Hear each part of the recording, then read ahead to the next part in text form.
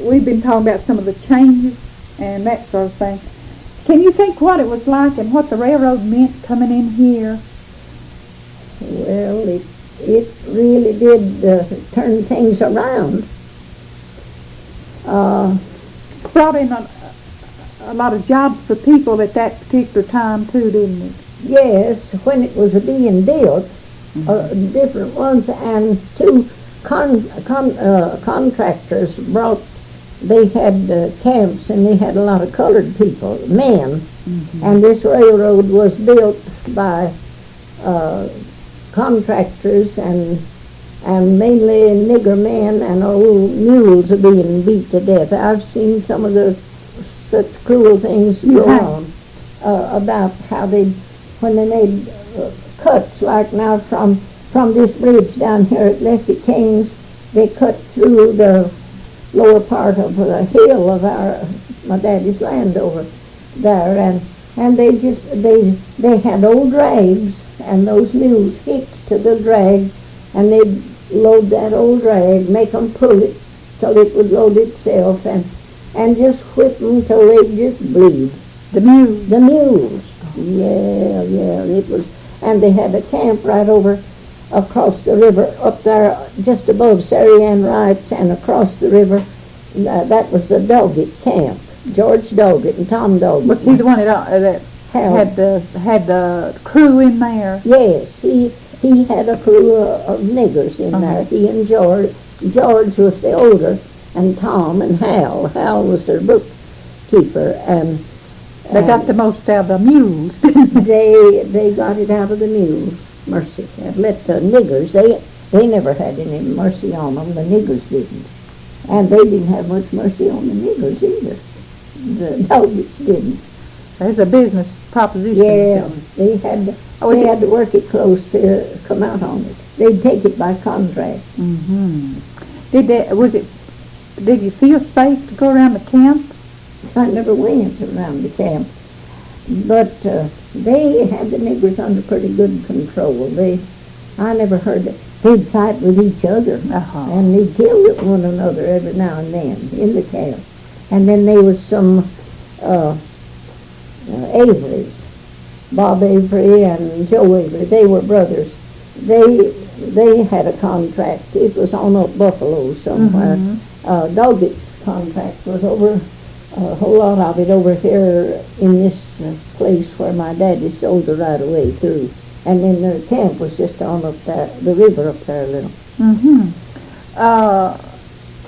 Well, now they hired local people to help too, didn't they? Some they did some, but there are some jobs. Their main teamsters, and well, they had to have men to shoot rock out, to use dynamite, and some of the niggers I don't guess knew how. They knew sort of how to place them. The Doggets did what they could do, and the most they could get out of them.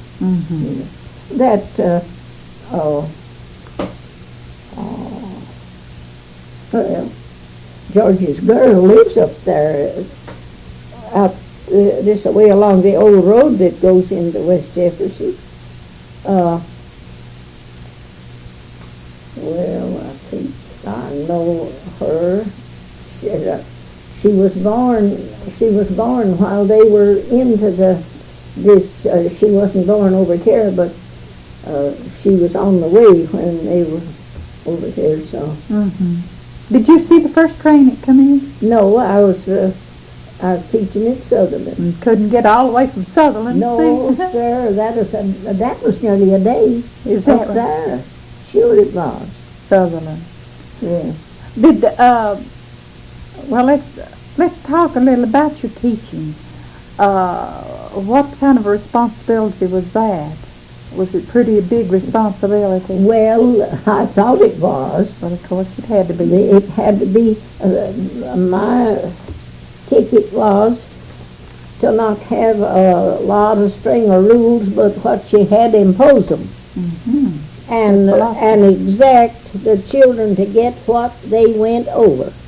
Ross Weaver has said to me different times, Gert, I'll always hold it again you that you quit teaching before I got my children through school. I said, well, Ross, I'd have been a teacher until I was white-headed if I'd have got home.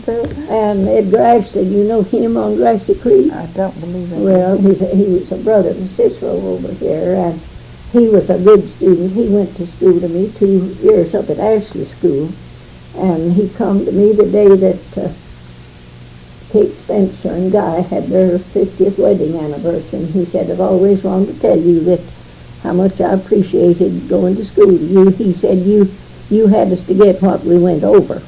He said, what we run over didn't do us any good. Well, there's no use for them to go if they're not going, and that's the trouble right now. Why so many of them flunk when they go to college, they didn't get a foundation back But there. you know, it's a pity to stay 12 years in school and not get it, isn't it? And not know how to read or write There's or really spell. there's really no excuse for it unless you're mentally That there you incapacitated. are. Uh-huh. But I'll tell you, I feel like that there's some if you've not got a foundation under your house, you're in trouble right then. Right at the beginning. And if they don't get a foundation of how to spell and read and simple figures and a few basic things that way, their foundation is faulty. And they're being taken over too many subjects to get any of it solid. I wouldn't doubt that. I believe it. I wouldn't doubt that. When I went to school at Boone, they stressed, and we was graded on our spelling and on how we read, and on English, and on our math, and we had history. Ike Greer was our history teacher, and old Dr. Dolph Dorothy. He was a wonderful math teacher. I had math under him one part of the year up there, and they believed in you getting it as you went.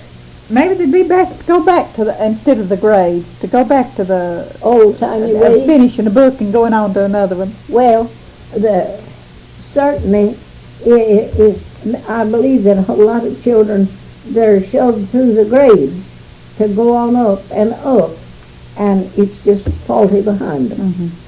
Well, Now, I'm old-timey there, and I couldn't stay in the school system 5 minutes because I'd want to know that they was getting it as they went. That'd worry you, wouldn't it? It would. It would worry me if I knew they wasn't getting. That's the teacher's business. And you take a teacher now, and if she has to have an aide, what's she there for?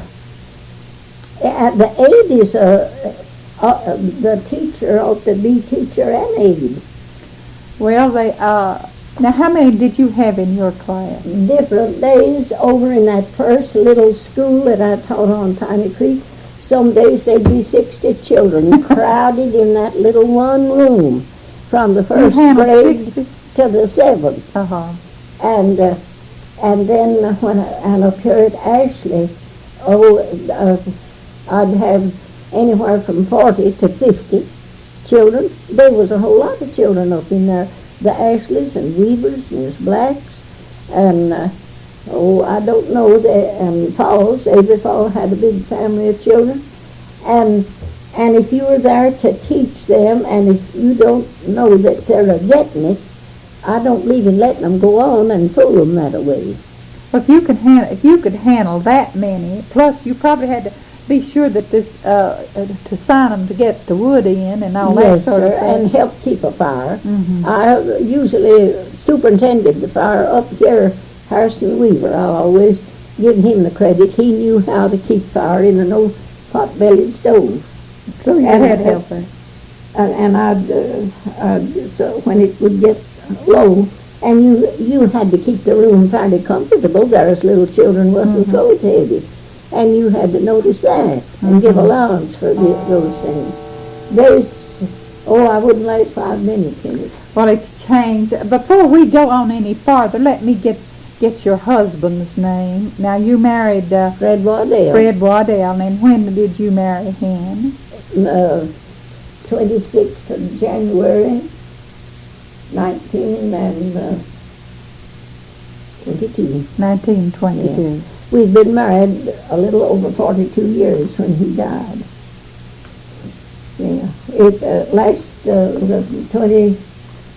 the 26th of last January would have been 59 years.